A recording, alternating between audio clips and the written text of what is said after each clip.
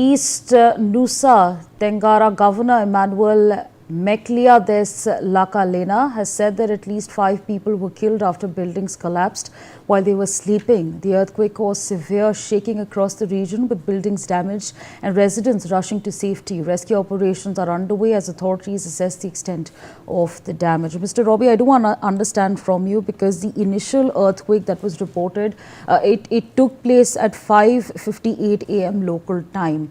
At a time, I'm assuming, of course, majority of the people were asleep. Give us an understanding on that as well, because people thought that they were safe in their homes. Buildings we've seen collapsing, it's really heartbreaking. So one thing that we should remember, also in the Indian audience should remember, is that Eastern Nusa Tenggara is a heavily Catholic populated territory, one of the Catholic majority provinces in Indonesia. And so probably during those times, they were attending morning masses, and we should remember that people living in northern Flores are devout Catholics, so probably some of them have already woken up for the Catholic masses. And so far, there has been news that one church was damaged throughout the earthquake, and because of this, what is it? The congregations of masses in several churches, probably there might be some news regarding some trap victims, but so far we haven't really heard anything. But I think we need to remember that in 1990s, the same region, the same province, the East Nusa Tenggara province has been affected with earthquake, and this is something that we should remember, that this is second occurrence of such earthquake, and this should be a lesson for everyone. Right, absolutely. Let me put out some more breaking updates that we're tracking. Part of a building at Maumere port suddenly crumbles into debris as panicked people scream and run into the streets. The powerful earthquake triggered chaos in the port area, with residents fleeing as structures collapsed around them. Mr. Robbie, I do want to understand from you. Of course, thank you for pointing out the fact that at that point in time, many people would have been out and about, given the fact that there are many people, there are many Catholics who live over there. I do want to understand from you, because you've touched upon the fact that there has been an earthquake in that particular region earlier as well, perhaps close to 7.7 magnitude, as I understand. Is there some sort of preparedness that people were aware of, what to do in situations like these?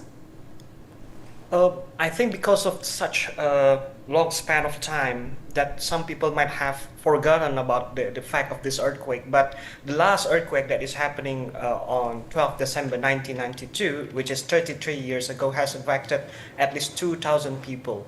2,000 people are died.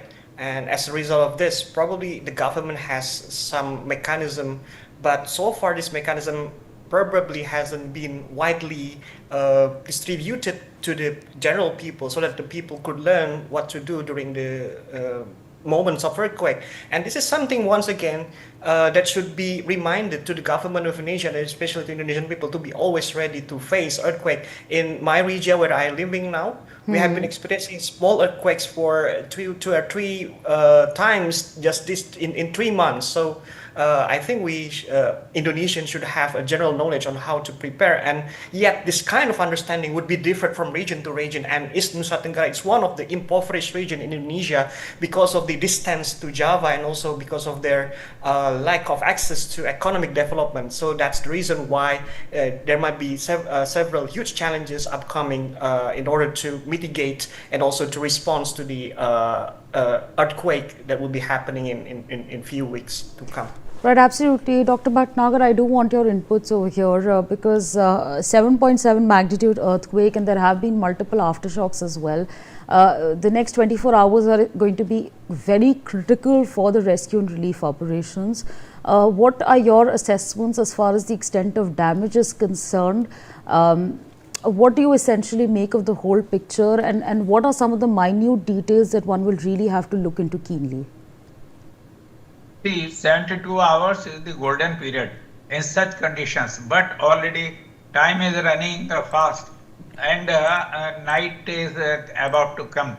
The dark is about to come, so rescue will be delayed. So to me, it's a must to make it fast in making this rescue operation, as well as to find out the bodies from the debris. They should use all the means and all the ways to find out the debris and victims in their particular college buildings. So, as early as they will be able to achieve the target, definitely we will be saving life from Right. that particular debris. Yeah. All right, let's put out some more breaking information that we're tracking.